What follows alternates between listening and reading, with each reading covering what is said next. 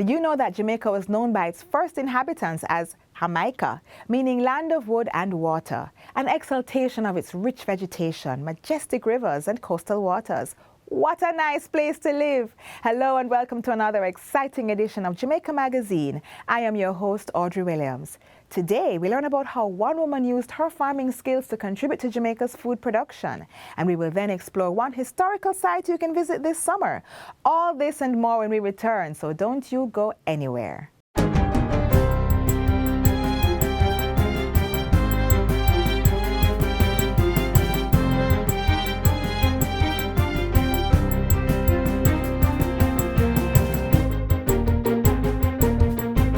Players in the medical cannabis industry are being encouraged to scale up their operations to meet the growing potential for export. Industry Investment and Commerce State Minister Dr. Norman Dunn says this will allow Jamaica to expand the number of receiving countries, quantity of export, and export authorizations by the Cannabis Licensing Authority, CLA. 45 export authorizations have been issued in the last 3 months, bringing a total since its inception to 185. Receiving locations for these export countries include North America, Europe, Africa, and the Middle East. Dr. Dunn was speaking at the recent launch of Epican's 16 rare cannabis strains in Kingston. He points out that Jamaica does not have a monopoly on high-grade cannabis and will have to nurture the integrity of local products for the increasingly discerning consumer. The state minister says stakeholders must therefore pay attention to the standards that will make their products stand out locally and internationally. We already have advantages of our cultural significance. We should leverage that to our benefit as well as invest in extensive research and continuous product development in order to secure our place as a premier provider of medicinal cannabis to the global market.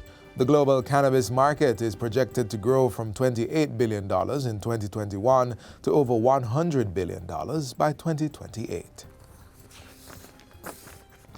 Farmers can expect to see a further 4.5% cut in the cost of fertilizers, the second price reduction in recent weeks. That's due to Newport Fersen Jamaica Limited, which controls 85% of the local fertilizer market, cutting its cost to support the government's Grow Smart, Eat Smart campaign. Minister of Agriculture and Fisheries Pernell Charles Jr. welcomed the news during a media briefing at his ministry on Thursday. This is the second time in a month that the company has rolled back fertilizer prices by 18.5%. And we want to say to Newport Fersen a big thank you on behalf of the government and people of Jamaica. This is a relief for the sector, and I hope that this is extended across the board in terms of this new level of prices reaching to the end user. The Ministry of Education and Youth will be redoubling its efforts to teach children from the earliest levels to resolve conflicts in a peaceful manner. Portfolio Minister Favour Williams says it is clear more needs to be done to reduce violent tendencies in the society, and it must begin with our youngest. From very early childhood stage, when they grab a toy from each other and when they hit each other, it's from that stage that we have to begin to teach them how to relate to each other, how to interact, how to resolve conflicts, and continue it all during their years at school so that we can get this change that we want in Jamaica. The minister was speaking in Parliament on Tuesday in response to this week's gruesome murder of a mother and her 4 children in Clarendon. Mrs. Williams, who visited the family, lamented that no form of policing could have prevented such a horrific crime.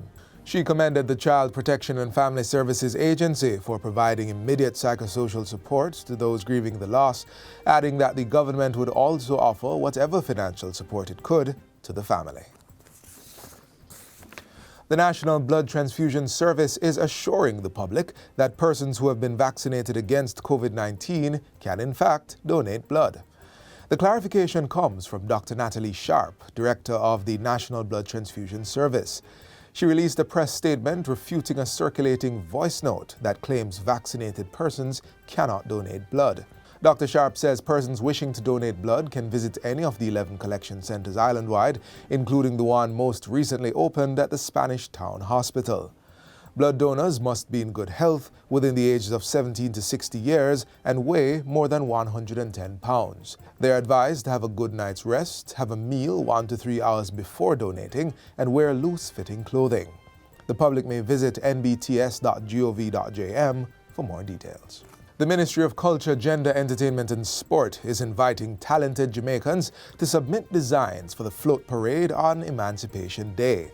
The theme for the float parade is Reigniting a Nation for Peace, Love and Unity, and designs should reflect the Jamaican experience. Interested persons can submit their designs in JPEG or PDF format via email to mcges2021@gmail.com.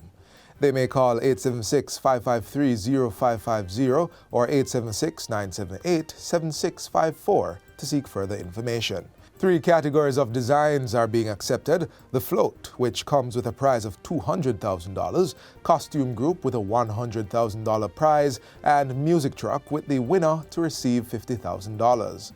The float parade will start at the Randy Williams Entertainment Center on Hope Road and end at the National Stadium car park. We will welcome the return of the masquerade bands, the John Kuno and effigies, in honor of our national hero and our culture.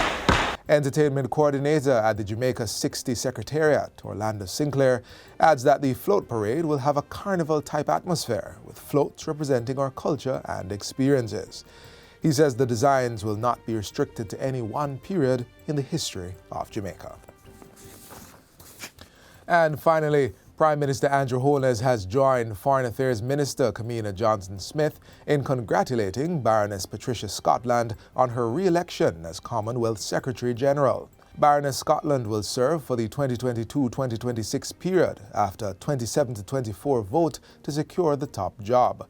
Elections took place Friday morning as the heads of government of the Commonwealth meet in Kigali, Rwanda. While he congratulated Baroness Scotland for a good contest, Mr. Holness also extended commendations to Minister Johnson-Smith, who he said ran a distinguished and exemplary campaign. The Prime Minister says Jamaica remains deeply proud of Minister Johnson-Smith, who won the respect and admiration of many countries within the Commonwealth. Mr. Holness also reiterated Jamaica's commitment to the Commonwealth, its diversity, and its potential to deliver for its people. In a tweet earlier, Mrs. Johnson-Smith thanked all the Commonwealth members who supported her candidature and promised to continue to serve the grouping. And that's it for JIS News Today. I'm Theodore Henry. Thanks for watching.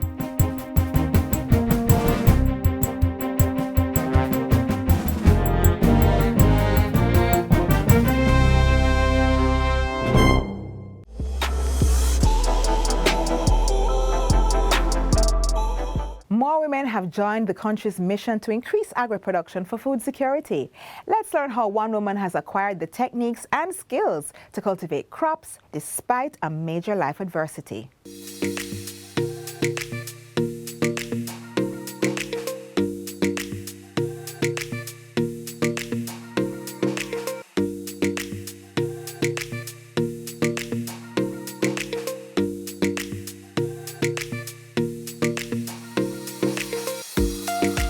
Farming is a good thing. We have to farm to feed ourselves, yes? Because the money that is going out of the country can stay in the country and develop the country more. Hello, my name is Merlin McAnuff, living in Tupper Hill, Rockall, St. Andrew. Ms. McAnuff is a woman who understands the ins and outs of growing crops and rearing animals, skills she developed from an early age. I came from a farming background. As a child, I would see the little tomato, sucker them, and I will take them up and start doing my own farming. Life then called for the mandatory survival course, and so she joined the regular 9-to-5 to make ends meet. But the love of farming did not leave her. I was working at Church's Credit Union, now First Heritage Credit Union, where I used to farm in my spare time until I met Mr. Vincent McAnuff. Met him August 2000. We got married January 2001. With Mr. McAnuff's background in farming as their foundation, the couple would set out to St. Ann, where they cultivated cabbage and yams. But the marriage cut short because he died 2003. So I came home back, not having a husband, not having a job, don't decide to go back in the office. I just took up my cutlass, my hoe, and my fork, and I set back on the land that I was working on. And up sprung a little sweet pepper, papaya, and string bean, which led to much more. Now I have corn, celery, yam, sweet potato, cocoa, dasheen, just name it. Being a pastor for several churches, Ms. McAnuff says she owes it all to God. She creates a daily routine to ensure everything is on schedule. When I get up in the morning, I do my prayer and then I sit to the field because sometimes the sun is very hot. So when you come out in the cool of the morning, you can work with my church.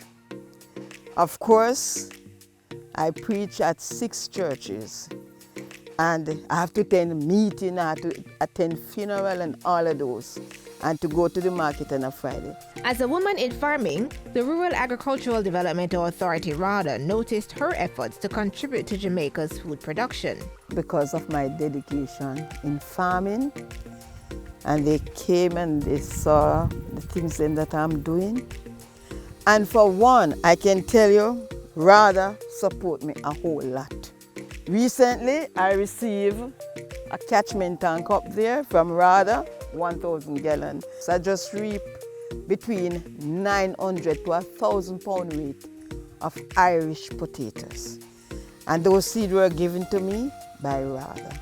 Even those corn down there, RADA. I have a big pack of carrot seed at home, RADA. There's a bed up there with some sweet pepper sucker as well. I got them from RADA. They always come and give me my seed, fertilizer, sprays.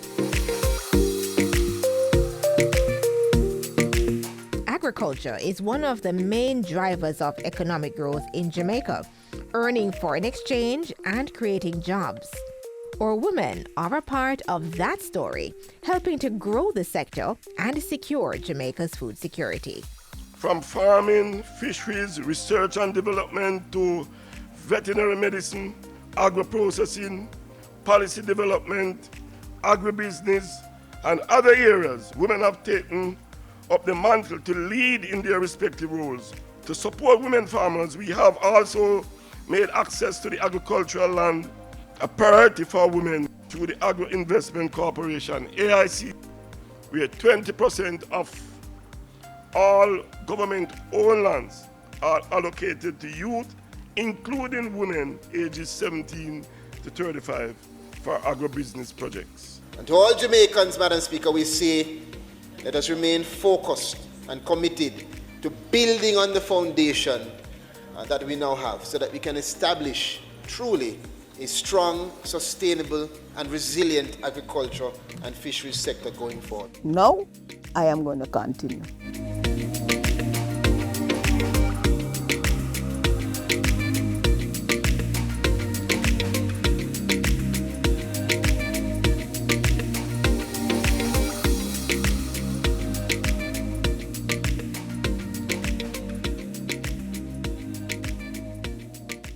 What a way you're full of our roots and culture. That must be Jamaica 60. Jamaica 60? What a piece of news, Miss Matty. I feel like my heart going bust up. Just in, the island of Jamaica is on the verge of celebrating its 60th year of independence. A holy way of celebrating it. They say the people them come here, you know. But you see, when our people decide, say the other people them free paper, them say if it's war, start it, whatever. We all collect medal panta fight, you know. Medal. Amount of tongue we give them, The celebrations are slated to begin on January 1st, 2023. 2022. Organized by the Ministry of Culture, Gender, Entertainment and Sport. We have more in this report. I am on site and planning activities are ablaze. Persons are advised to download the Reggae Jamaica app to know what it activities for the Jamaica 60 celebration. Yeah. Download the app to get the updates then. Summer is here. What better way to kick off the season than by cooling down in nature and basking in its sounds? So, let's put the fan on pause at home and head to the cool hills of Mandeville.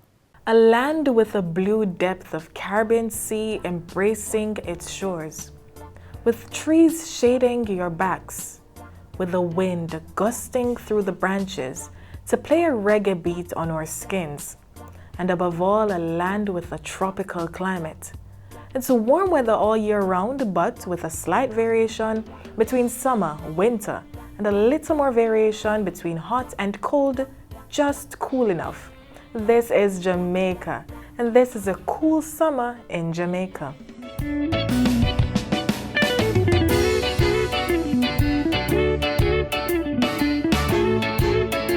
If you want to experience a cool Jamaica this summer, an ideal place to be would be cool Mandeville, but not just anywhere in Mandeville, Marshall's Pen Great House.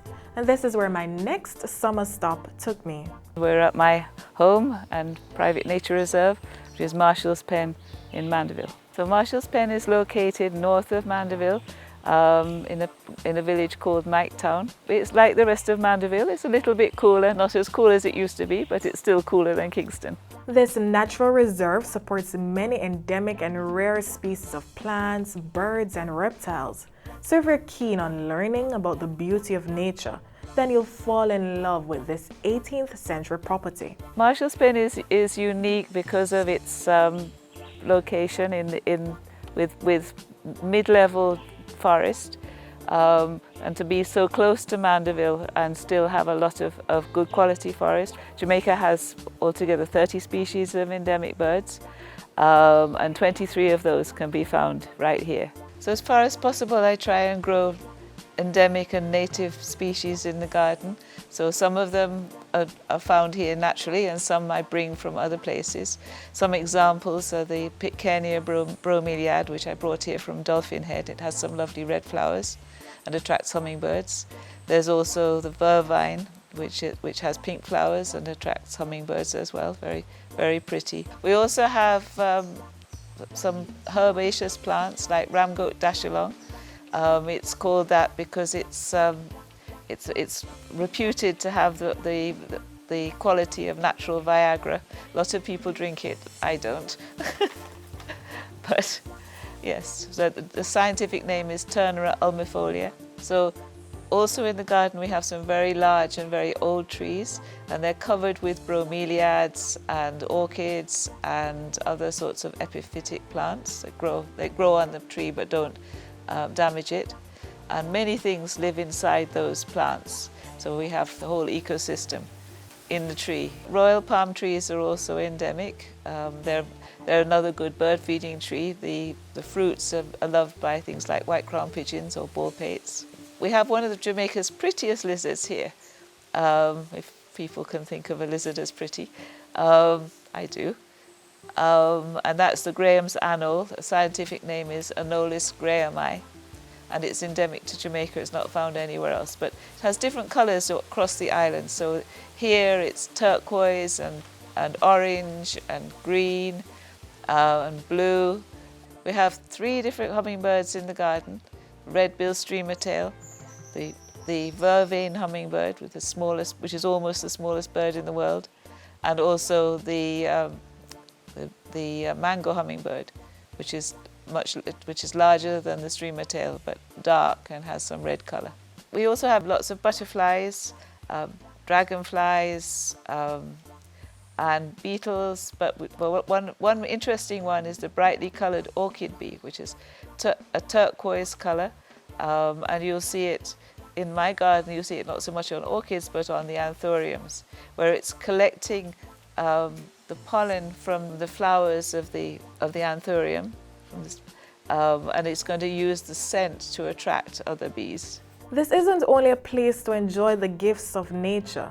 Learn some more about our history as you enjoy this summer, like what it might have been like in the time of coffee or the features of historic building designs. The house was built probably in the early 1800s, and it has a traditional style of building. It had a wooden frame made out of Jamaican hardwoods like bullet and cedar, and the corners are made out of cut stone, and the spaces between them are filled in with what they call Spanish wall, which is made out of stones and red dirt, what they call red dirt mortar.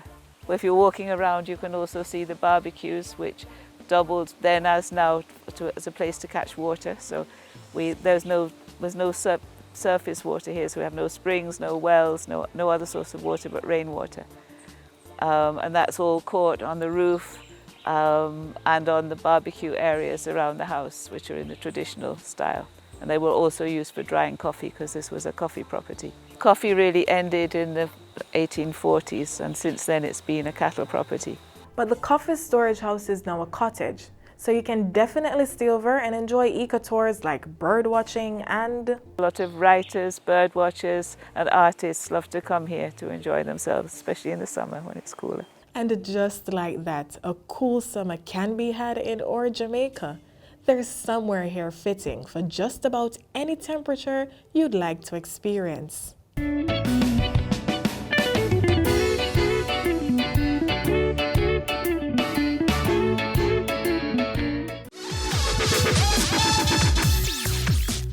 Agriculture is the practice of cultivating vegetation and livestock. It is also a source of food for people living in rural and urban areas. The four main branches of agriculture are livestock production, consisting of chicken, goats, cows, sheep, and rabbit rearing; crop production, including vegetables, fruits, and tubers; agricultural economics, which applies how producers, consumers, and societies use scarce and natural resources in the production process; agricultural engineering, that's concerned with the design, construction, and improvement of farming equipment and machinery. In Jamaica, agriculture or farming provides jobs to its people, reduces trade deficit, increases food security, and earns foreign exchange. It also accounts for 7% of the gross domestic product. Some of the products that Jamaica exports are coconuts, pimentos, citrus fruits, ginger, tobacco, yams, papayas, and peppers, with the Blue Mountain coffee being one of the main contributors to the local economy, bringing in about $12 million in foreign exchange earnings. Agriculture plays an integral role in food security and sustainability in Jamaica. It is beneficial to all of us. It should be important to all of us. So, in our celebration of Jamaica's 60th anniversary, let us plant a seed today and make Jamaica a place of choice to live, work, raise families, and do business.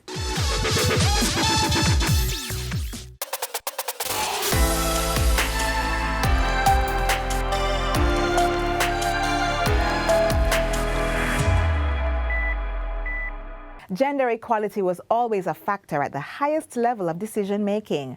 Recent research shows that social roles continue to drastically change, with more women heading their households and demanding a stronger presence in the workforce. On that note, let's take a look at how women have made their mark in hydrology, a male-dominant field. History and perhaps culture have kept many women a rung lower on the professional ladder and firmly planted in fields once deemed a man's domain. But more women are going beyond the expected and dismantling these stereotypical norms. One of the biggest areas in which they're going beyond the unseen rules guiding gender and professional expectations is hydrology. Hi, I'm Alexia Gray and I'm a woman in hydrology. Hi, my name is Natalie Hutchings and I'm a hydrogeologist at the Water Resources Authority. And yes, I'm a woman.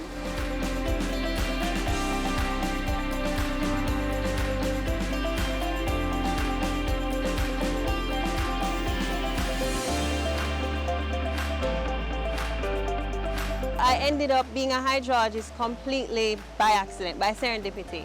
I wanted to do engineering when I finished high school, but I didn't get into the program when I first applied. So I enrolled in geology and physics classes in my first year at university, and the rest is history. As a hydrogeologist, some of my routine work includes wells and stream flow monitoring and measurements. I also do water quality sampling, and I create maps and do reports. So essentially my work takes me traveling around Jamaica in search for water sources. Hydrogeology was something I've always wanted to do. So from high school, I wanted to be a geologist. So I went to UWI to do geology. And then that led me into a career at the WRA, where now I work in water. And I've come to appreciate water as the most invaluable natural resource on Earth. Despite ideas of progress not always matching parity, or the whole narrative of what's a man's or a woman's job, what these women are doing is significantly impacting lives right across the country. The Water Resources Authority has 3 main roles. We investigate queries about new and existing water sources or resources.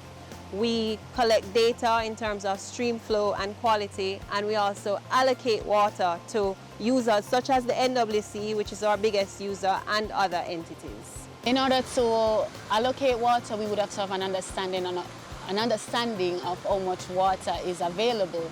So we would do data collection such as flow measurements or well measurements and understand how much water is available to see how much water is in demand, and then we do the calculations. So where there is a deficit, water is usually supplied from areas where there's a surplus to balance things out. For these women, their duties also expand to providing responses in times of drought. The key to drought resiliency is improved capture and storage of water. Jamaica has more than enough water to serve its population. However, our problem is that we do not capture enough of it, and we do not have enough storage for the population. So the key is to capture it, reduce leaks, and to build more storage, install tanks, build more dams, and other types of reservoirs. They're also testing and assessing the quality of our groundwater while keeping us all in the know. Jamaica's groundwater quality is generally good. It meets the ambient standard, the national ambient standard. Ambient meaning doesn't need any treatment, right? However, there are a few basins that are contaminated due to pollution or saltwater intrusion. But for the most part across the island, our groundwater is pretty good for domestic use. However, for agricultural and industrial users, they may need to treat their water to international standards depending on what they're going to use it for. And as for their perception on why the profession of hydrology or hydrogeology remains a male-dominated field? For a hydrologist or hydrogeologist, being out in the field means doing physical and practical tasks. It usually includes long drives out of town, hiking through river valleys, over hills in search for water. The profession is usually male-dominated because we live in a society and a culture where men are usually seen as physically stronger, and they also require less security in the field. Women were not allowed to work. We were not even allowed to become educated to do these jobs. So that has been changing with changing attitudes of both men and women. It's improving, but we have a far way to go. And just like these 2 female hydrologists, many women are stepping into diverse professions, and they're changing the older narrative to craft their own stories.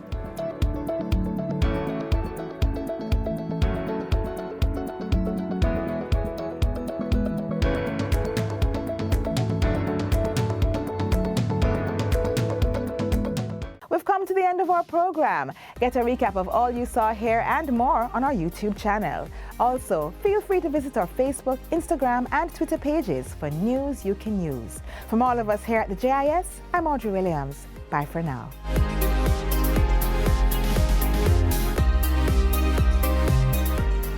This has been a production of the Jamaica Information Service, the voice of Jamaica.